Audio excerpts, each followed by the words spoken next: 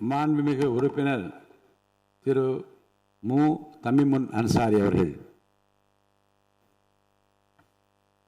மாண்புமிகு பேரவை தலைவர் அவர்களே, காவிரி நதிநீர் உரிமையை பாதுகாக்கும் வகையில் நமது சட்டமன்றத்தில் அரசினர் தனி தீர்மானத்தை முன்மொழிந்திருக்கும் மாண்புமிகு முதல்வர் அவர்களுக்கு மனிதநேய ஜனநாயக கட்சியின் சார்பில் பாராட்டுகளை தெரிவித்துக் கொள்கிறேன்.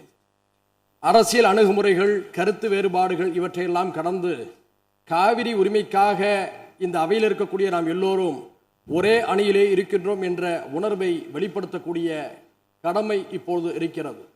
அதன் அடிப்படையில் நாம் எல்லோரும் ஓரணியிலே இந்த விவகாரத்திலே சிந்திக்க கடமைப்பட்டிருக்கின்றோம்.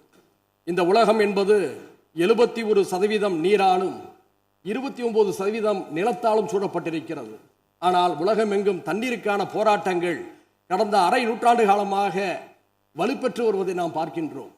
நம்முடைய இந்திய திருநாடு பல்வேறு இனங்கள், மொழிகள், பிராந்தியங்களை கொண்ட ஒரு துணைக்கண்டமாக இருக்கிறது.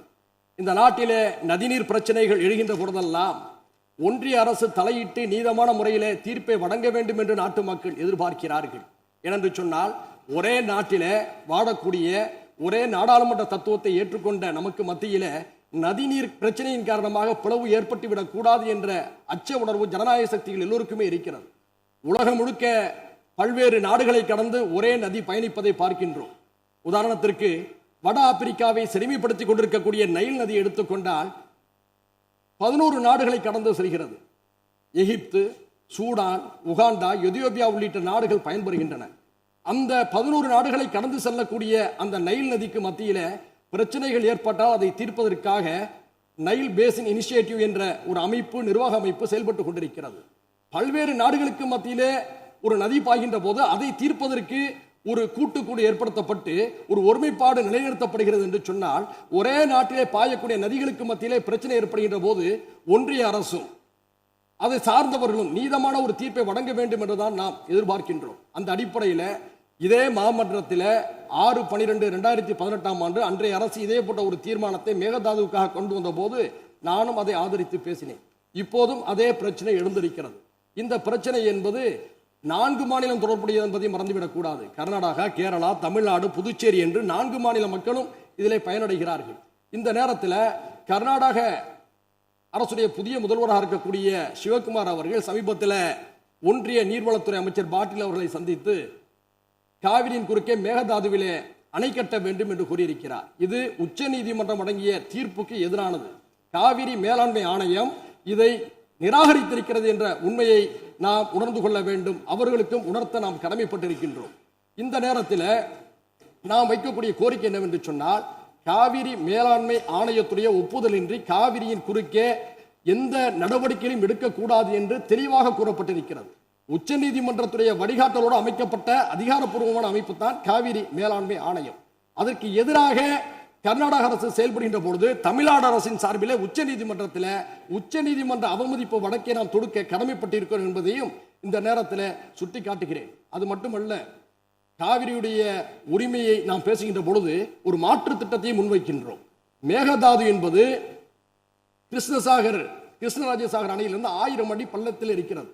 அங்கே மேகதாதுவில் அணை கட்டினால் கர்நாடகத்துறை விவசாயமும் பாதிக்கும் என்று கர்நாடக விவசாயிகள் கூறியிருக்கிறார்கள். கர்நாடக விவசாயிகள் மட்டுமல்ல, அது அடர்ந்த வனப்பகுதி என்ற காரணத்தினால சுற்றுச்சூழல் ஆர்வலர்களும் எதிர்த்திருக்கிறார்கள். இந்த நிலையில் நாம் மாற்று யோசனையாக என்ன சொல்கிறோம் என்று சொன்னால், ஐயா காமராஜர் அவர்கள் முதல்வராக இருந்த போது கிருஷ்ணகிரி மாவட்டத்தில் இருக்கக்கூடிய ராசிமணல் அருகே ஒரு அணையை கட்டலாம் என்று அடிக்கல் நட்டினார். அதற்கான ஆதாரம் இப்போதும் ஒகேனக்கலில் இருக்கக்கூடிய தமிழ்நாடு மின்சார வாரிய அலுவலக கட்டிடத்தில் இருக்கிறது.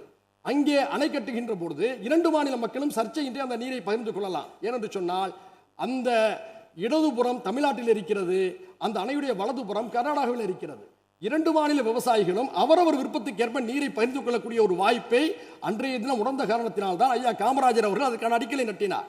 நாம் கர்நாடகாவுக்கு சொல்ல வரும்போது, மேகதாதுவில் நீங்கள் அணை கட்டுகின்ற போது கர்நாடக விவசாயிகளும் பாதிக்கப்படுகிறார்கள், தமிழ்நாட்டு விவசாயிகளும் பாதிக்கப்படுகிறார்கள். அதே சமயத்தில் ஐயா காமராஜர் அவருடைய திட்டத்தின்படி ராசி மணலிலே அணையை கட்டுகின்ற போது 2 மாநில ஒப்புதலோடு புரிந்துணர்வோடு ஒரு அணையை கட்டுகின்ற பொழுது அந்த நதி நீர் கர்நாடக விவசாயிகளுக்கு மட்டுமல்ல, பெங்களூரில் இருக்கக்கூடிய மக்களுடைய குடிநீரையும் தீர்க்கும்.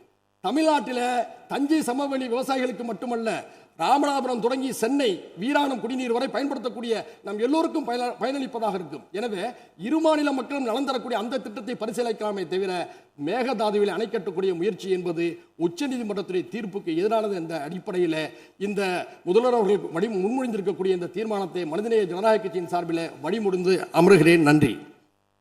பிளே ஸ்டோர் மற்றும் ஆப் ஸ்டோரில் இருந்து பாலிமர் செயலியை QR கோடு மூலம் பதிவிறக்கம் செய்யுங்கள். செய்திகளை உடனுக்குடன் பெறுங்கள்.